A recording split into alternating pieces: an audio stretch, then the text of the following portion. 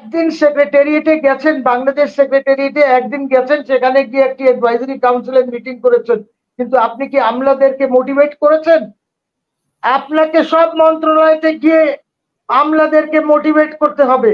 উনার ইনভয়েস যাবে চাইনাতে, চাইনাতে গিয়ে কথা বলবে ব্যাঙ্গির সাথে। আরে this R powerful countries.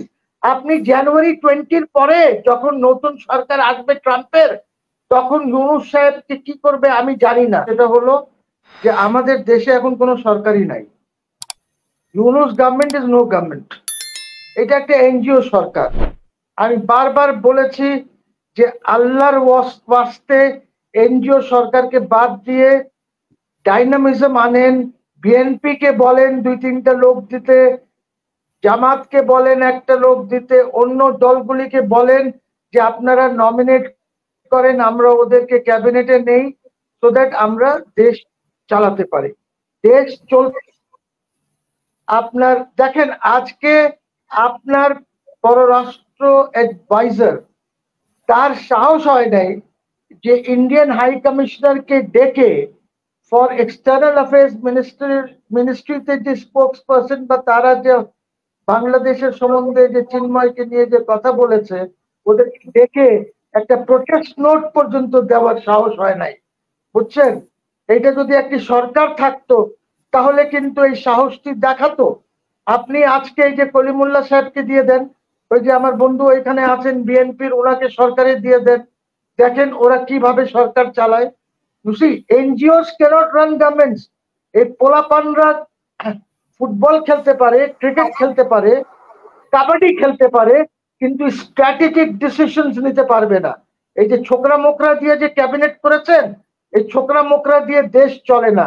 State craft একটা ভিন্ন জিনিস, ওইটা কিভাবে চালাতে হবে। আপনার আপনি আমাকে বলেন ইউনূস সরকারের সাথে কোনো আমলা কেন কোঅপারেট করবে? একটা আমাকে উদাহরণ দেন। Why should they cooperate with him? কেন কেন করবে? আপনি কি একদিন সেক্রেটারিয়েটে গেছেন, বাংলাদেশ সেক্রেটারিয়েটে একদিন গেছেন, সেখানে গিয়ে একটি অ্যাডভাইজারি কাউন্সিলের মিটিং করেছেন, কিন্তু আপনি কি আমলাদেরকে মোটিভেট করেছেন? আপনাকে সব মন্ত্রণালয়তে গিয়ে আমলাদেরকে মোটিভেট করতে হবে। আপনার কোনো আইডিয়া আছে কিভাবে মোটিভেট করতে হবে? লেফটেন্যান্ট জেনারেল কি ওই যে আছেন জাহাঙ্গীর আলম, একদিনও গেছে ঢাকা মেট্রোপলিটন পুলিশের এখানে যে আপনারা সব ওসিদেরকে ডাকেন, আমি কথা বলতে চাই? চিটাগং মেট্রোপলিটনে গেছেন যে সব ওসিদেরকে ডাকেন, কথা বলতে চাই, কথা বলি, ওদেরকে মোটিভেট করেছেন? ওইখানে বসে বসে শুধু ফাইল চালাচালি করেন আর কোনো কাজ করেন না। এই একটা পলিটিশিয়ান যদি থাকে তাহলে আপনি দেখতেন যে এই 3-4 মাসের দেশকে কোথায় নিয়ে যেত একটা পলিটিশিয়ান যদি থাকতো এখানে এই মন্ত্রণালয়গুলিতে। বিকজ ওদের একটা ভিশন আছে, ভালো থাকুক খারাপ থাকুক, দ্যাটস নট দি পয়েন্ট।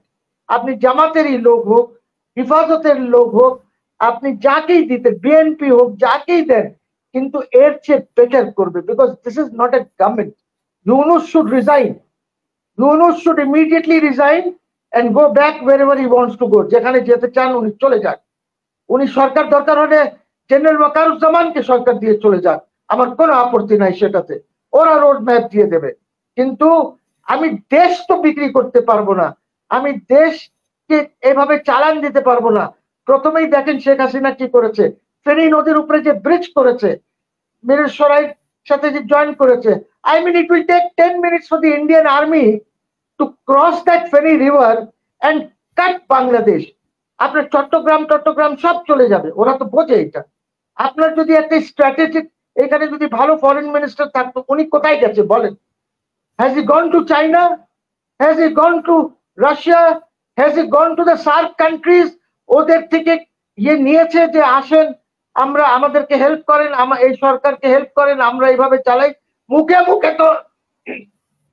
মুখে তো ইউনূস কয়েকবার বলেছে আমরা সার্ককে স্ট্রেংথেন করতে চাই, কিন্তু কি বাসায় বসে যমুনায় বসায় হয়ে যাবে নাকি? বসলে সেখানে সার্ক হয়ে যাবে?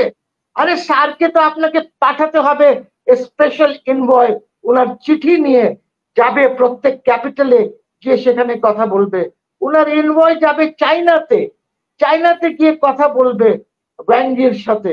আরে দিস আর পাওয়ারফুল কান্ট্রিজ। আপনি জানুয়ারি 20 পরে যখন নতুন সরকার আসবে ট্রাম্পের, তখন ইউনূস সাহেবকে কি করবে আমি জানি না। I have no idea what happens to Bangladesh and Yunus, because আপনার এই যে আপনি যে ইসকনের কথা বলছেন, ইসকন তো বাংলাদেশে হয় নাই, ইসকন ইন্ডিয়াতে হয় নাই, ISKCON was Incorporated in the United states of America. এবং এই যে তুলসী গাবার্ড, যাকে উনি ন্যাশনাল সিকিউরিটি ইন্টেলিজেন্সের হেড বানিয়েছেন, ওটার অর্থ জানেন? ওটার অর্থ হলো এফবিআই, আপনার সিআইএ, আর যত ইন্টেলিজেন্স এজেন্সি আছে ওদের মেন কন্ট্রোল গাবার্ডের কাছে যাবে। তুলসী গাবার্ড ইজ ইসকনের মেম্বার, তুলসী গাবার্ড। আপনি ওয়ে আর ইউ? দেশ তো এভাবে, আপনাকে তো বের হতে হবে।